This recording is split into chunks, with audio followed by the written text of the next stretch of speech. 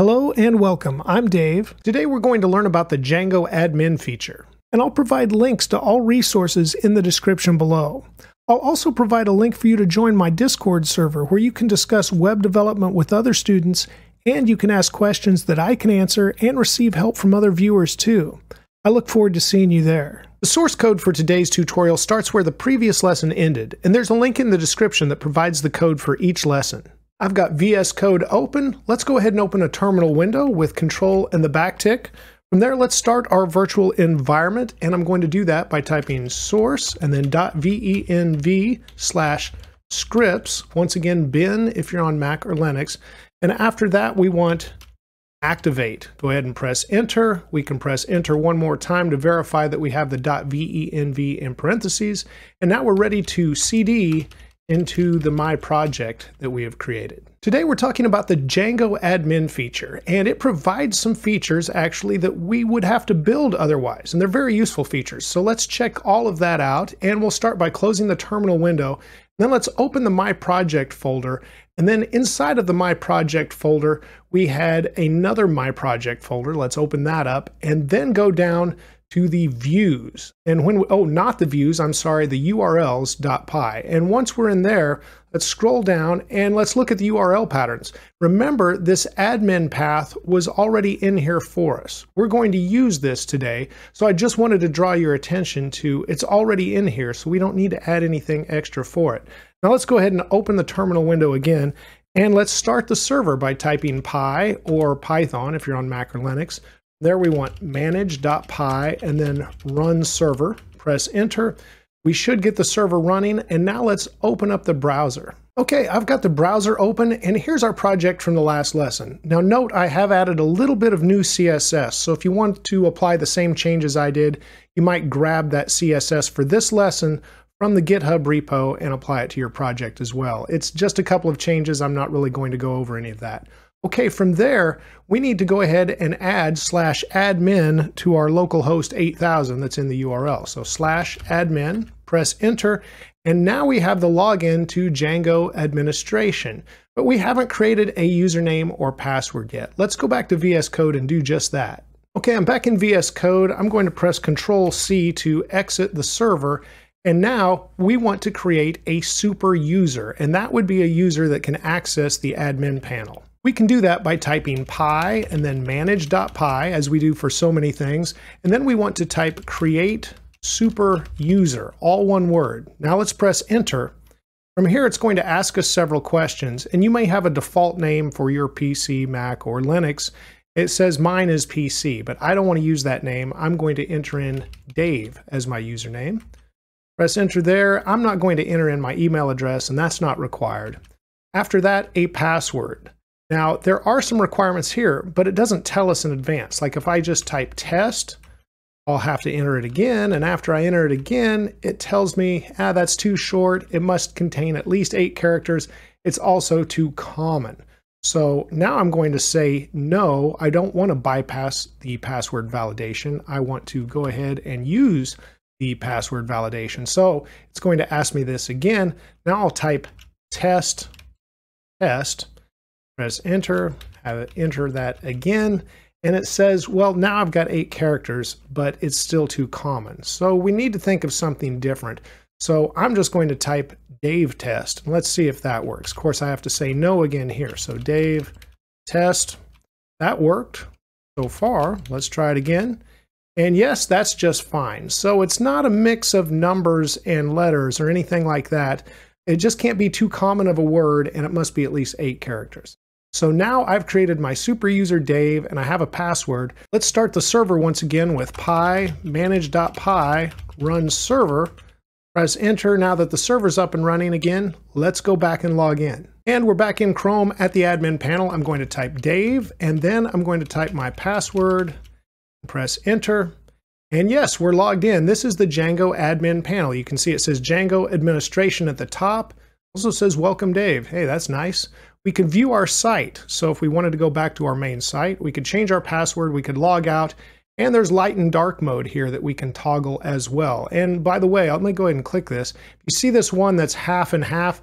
I think that means system preference. So the next click goes to light mode and then the next back to dark. So I'm just going to leave it on dark. And from there, we've got groups and users. Well, we haven't created any group. That's, of course, for some user management as well, where we could group users. But we do have a user. Let's go ahead and click and look at this. And for users, we've got Dave in here. That's me. And let's scroll over. You can see staff status has a check mark, and that means I'm a super user that can actually access this admin panel. We could have other users that couldn't access the Django admin panel at all. And so besides just managing users, which is very nice, we can also use this admin panel as a CMS, which means content management system. But right now, we don't have anything in here. We were creating posts. We don't see any of those. Let's go back to VS Code and set it up so we do see the posts inside the admin panel. And we're back in VS Code. I'm going to close this terminal window. Let's also collapse the My Project directory here in the file tree and look inside of the post directory for our post app that we created. And now I want to go to the admin.py file that we have right here, and it says register your models here. So if we want to see any model we've created inside the admin dashboard, we need to add it here in this file. So let's do that here on line 4. I'm going to type admin.site.register, and then we need to import our post model. So here at the top, I want from.models. Spell models correctly, and then I want import post, our post model that we had created before, and then we need to pass in the post to this register here. So let's save this. Now let's open the terminal once again, and it looks like it restarted. Let's go ahead and check our website. I'm back in the Django admin panel. Let's refresh and see if we see anything new. Yes, we do. We see our posts here. So let's click on posts and see what we've got. If you remember, we created a first post and a second post in the ORM lesson. So that's what we have here. We see both of those. And of course, there's other fields besides the title in the model. So if we click on this, like my first post, we can see those as well. Here's the title, the body, and the slug. And if you remember, there's also a date, but we're adding that date by default. It's nothing the user would edit or that we would edit as an admin. So we're not going to see that here either. But we have a body and we have a slug. Let's go ahead and update this first post, and we'll say, I have added my first post. And for slug, we'll say first-post. If you remember, the slug is what we would see at the end of the URL. Let's delete this for a second. I want to show you just something here for this. If I try to save this without one of these items now, it says we have an error. So now, in this admin panel, all of these are required if we edit or if we add something new. So I'm going to say first-post for the slug, save. Now everything is good. It says the post, my first post, was changed successfully. Notice we also have an add post button up here too, where we could add another post. Let's do that. So we'll add a post, and I'll say my elusive third post. I almost didn't make this post. That's why it's elusive, right? Then we'll say third-post for the slug. Let's go ahead and save that. And now we have my elusive third post in the list as well. So you can see how we can manage content in the Django admin panel as well as managing users. Now let's go back to VS Code and display these posts. Back in VS Code once again, let's close this terminal window. And now let's leave this post directory open here in the file tree. And we want to go to the views.py file. And here we need to import our model once again. So at the top, we're going to say from.models import post. Now that we have the post, we want to pass this so the template we render can actually use that post data. So first, let's just get all of the posts because it's going to render each post with a template. So to do that, let's say post equals, let's actually make this plural because they're posts now. It's going to equal post.objects.all. Remember, we learned this from working with the ORM. Then we can put the parentheses there, and that's going to get all of the objects for us. But now with our render statement, we need to add a third param. We have the request, and then we have post/post_list.html for the file.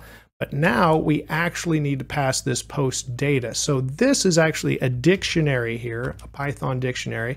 We have curly braces, and I'm going to say posts, And then after that, it's going to be the post's data. And I can press Alt-Z so that wraps down and we just see it all here without scrolling. But we've just added this extra param to our render call right here. And that's all we need to do. So we're bringing in the post model, we're getting all of the posts, then we're passing that data onto the template so we can use it in our post list template. So now, still inside of our post directory here in the file tree, let's open up the templates directory. And then remember we had another post directory, and inside of that is our post list template. And we were extending that layout. So we had the nav bar at the top already. So we were already bringing in just a little bit of data here inside of this template, but it was static data, just things we had already typed in. So it says post list, and then we had an H1 with post list.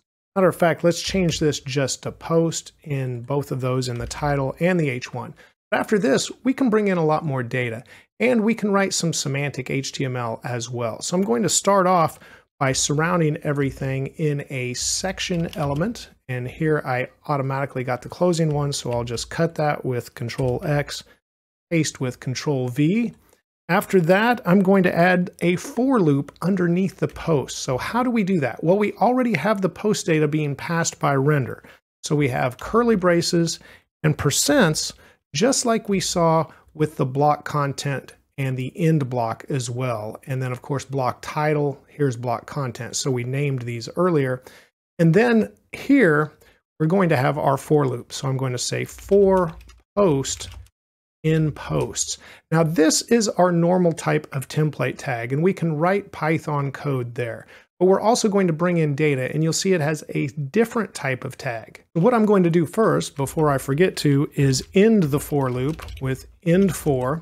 Now in between, I'm going to use an article tag, which is semantic HTML. It's saying the type of data we're putting in here could be syndicated in a way, or it could actually be posted and reposted. So we're going to have more than one article on the post list page, and that's essentially what the article tag is saying.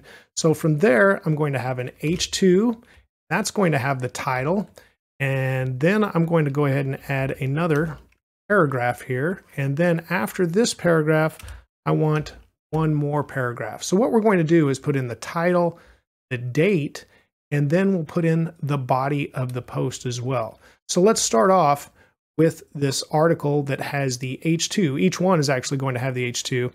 And let's put in the title. And this has the different type of tag here. So 2 curly braces, then we'll say post.title, and 2 more curly braces. So remember, we're going through all of the post data. So for post in post. So then inside of the loop, I'm referring to post here.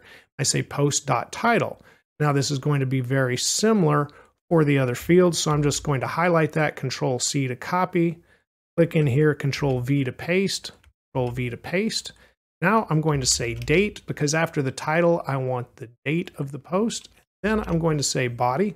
So we're bringing in all of that data. Also on the article itself, I want to add a class, and I want to set that equal to post as well, just because we may want to style the posts later with a post class. Now let's hit Control in the back tick just to make sure our server's running. It is, so let's go to Chrome and check out our post list. I'm back in Chrome right where we left off at the admin panel looking at our posts. So now let's click View Site, and it brings up our site, and I can click the newspaper icon here to go to the post list.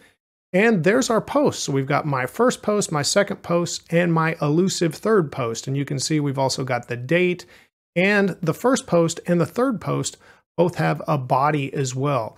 Let's go ahead and do something here though. We've got the first post. This is the oldest one at the top. What if we want the newest one at the top? Let's make that change quickly in VS Code. I'm back in VS Code. Let's go to the views.py inside of our post directory now. Let's close the terminal so we can see everything.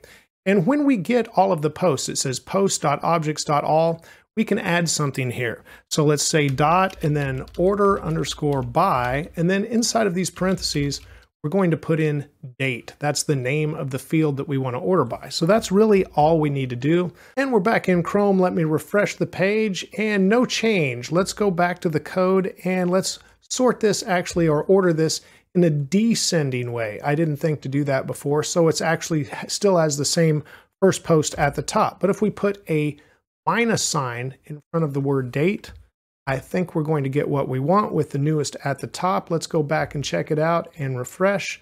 And yes, my elusive third post is now at the top. So what we wanted to do was order by in a descending way, and we had to put that negative in there, that minus sign, to switch the sort order from ascending to descending.